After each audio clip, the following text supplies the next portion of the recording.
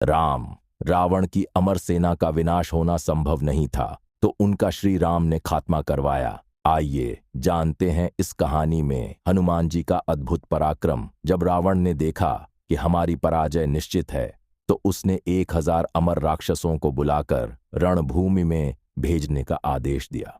ये ऐसे थे जिनको काल भी नहीं खा सका था। विभीषण के गुप्तचरों से समाचार मिलने पर श्री राम को चिंता हुई कि हम लोग इनसे कब तक लड़ेंगे। सीता का उद्धार और विभीषण का राज तिलक कैसे होगा, क्योंकि युद्ध की समाप्ति असंभव है।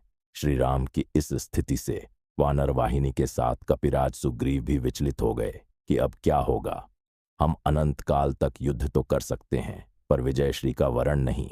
पूर्वोक्त दोनों कार्य असंभव हैं। अंजनानंदन हनुमान जी आकर वानर वाहिनी के साथ श्री राम को चिंतित देखकर बोले, प्रभु क्या बात है।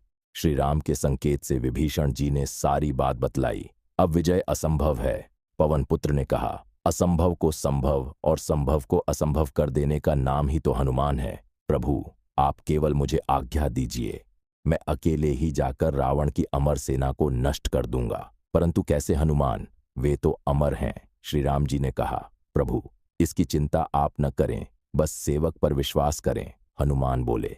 उधर रावण ने चलते समय राक्षसों से कहा था कि वहां हनुमान नाम का एक वानर है, उससे जरा सावधान रहना। एकाकी हनुमान जी को रणभूमि में देखकर राक्षसों ने पूछा, तुम कौन हो?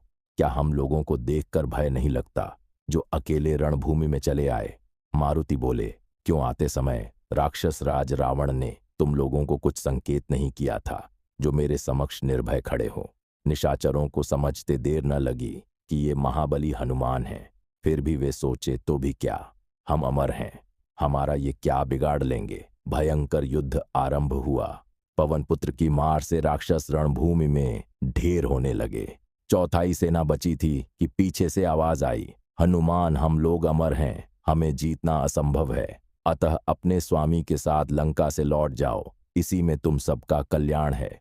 आंजनेय ने कहा, लौटूंगा अवश्य, पर तुम्हारे कहने से नहीं, अपितु अपनी इच्छा से। हाँ, तुम सब मिलकर आक्रमण करो, फिर मेरा बल देखो और रावण को जाकर बताना। राक्षसों ने जैसे ही एक साथ मिलकर हनुमान जी पर आक्रमण करना चाहा, वैसे ही पवन पुत्र ने उन सबको अपनी पूंछ में लपेटकर ऊपर आकाश में फेंक दिया। वे सब पृथ्वी की गुरुत्वाकर्षण शक्ति जहां तक है वहां से भी ऊपर चले गए। चले ही जा रहे हैं, चले मगजात, सूख ही गए गात। गोस्वामी तुलसीदास, उनका शरीर सूख गया, अमर होने के कारण मर सकते नहीं, अतः रावण को गाली देते हुए और कष्ट के कारण अपनी अमरता को कोसते हुए अभी भी जा रहे हैं। इधर हनुमान जी ने आकर प्रभु के चरणों में शीश झुकाया। श्री राम बोले, क्या हुआ हनुमान? प्रभु उन्हें ऊपर भेजकर आ रहा हूं, राघवम पर वे अमर थे। हनुमान, हाँ स्वामी, इसलिए उन्हें जीवित ही ऊपर भेजाया हूं, अब वे कभी भी नीचे नहीं आ सकते। रावण को अब आप शीघ्रातिशीघ्र ऊपर भेजने की कृपा करें, जिससे माता जानकी का आपसे मिलन और महाराज विभीषण का राज सिंहासन हो सके। पवन पुत्र को प्रभु ने उठाकर गले लगा लिया।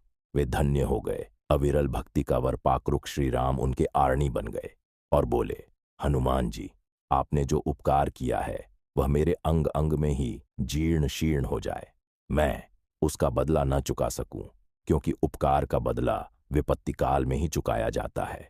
पुत्र, तुम पर कभी कोई विपत्ति न आए। यह सुनकर निहाल हो गए आंजनेय। हनुमान जी की वीरता के समान साक्षात काल, देवराज इंद्र, महाराज कुबेर तथा भगवान विष्णु की भी वीरता नहीं सुनी गई। ऐसा कथन श्री राम का है। हर हर महादेव।